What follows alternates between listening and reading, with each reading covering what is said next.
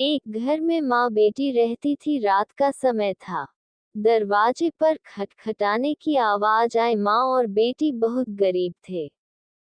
छोटे से घर में रहते थे। बेटे ने दरवाजा खोला तो वहां पर कोई नहीं था। नीचे देखा तो चिट्ठी पड़ी हुई थी। बेटी ने चिट्ठी खोलकर पढ़ी तो हाथ कांपने लगा और जोर से चिल्लाई, माँ इधर आओ। चिट्ठी में लिखा था, बेटी मैं तुम्हारे घर आऊंगा तुमसे और तुम्हारी माँ से मिलने, और नाम की जगह नीचे लिखा था भगवान।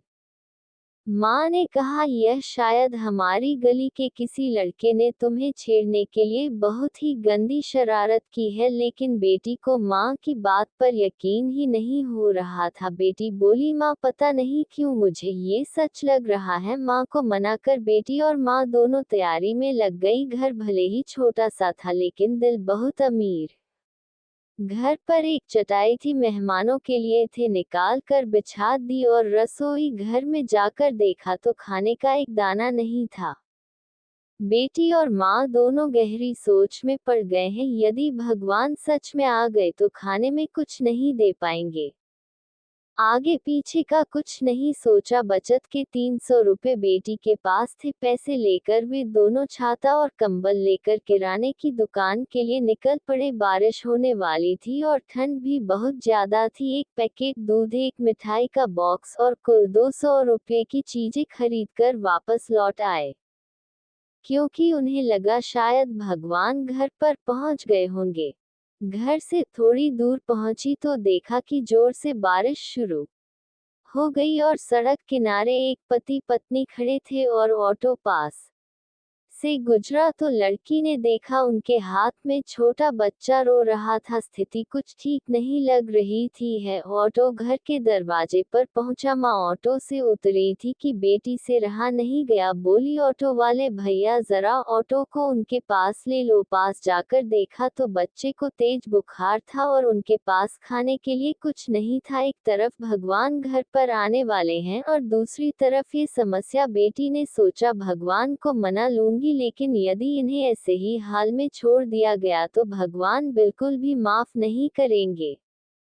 बेटी ने जो जो खरीदा था सब उनके हाथ में थमा दिया और तो और बचे हुए 50 रुपए भी दे दिए और बोली, अभी मेरे पास इतना ही है इसलिए रख लीजिए। बारिश हो रही थी तो छाता भी दे दिया और बच्चे को ठंड न लगे इसलिए कंबल भी दे दिया।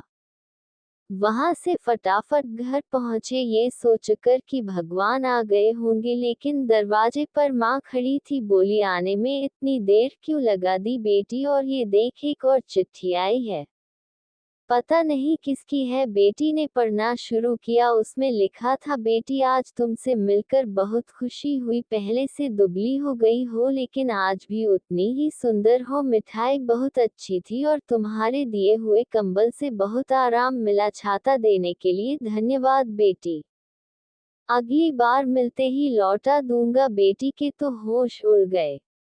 निशब्द होकर पीछे मुड़कर सड़क किनारे देखा तो वहां कोई नहीं था। चिट्ठी में आगे लिखा था, इधर उधर मत ढूंढो मुझे, मैं तो कण कण में हूँ। जहाँ पवित्र सोच हो मैं हर उस मन में हूँ। यदि दिखे कोई जरूरतमंद तो मैं उस हर जरूरतमंद में हूँ। बेटी जोर से रो पड़ी और माँ को सब बताया। दोनों बहुत भावुक हो गए और पूरी रात सो नहीं पाए। दोस्तों, अब आप सभी से एक प्रश्न है, ये बेटी सच में गरीब थी? जरा सोचिए और अपने दिल से इस सवाल का जवाब दीजिएगा, क्योंकि व्यक्ति मरने के बाद अपने साथ पैसे नहीं बल्कि कर्म लेकर जाता है, और जरूरी नहीं कि हर पैसे वाला व्यक्ति अच्छे कर्म लेकर जा रहा हो। इसीलिए कोशिश करें कि पैसों से अमीर हो या गरीब, लेकिन कर्मों से अमीर जरूर बने।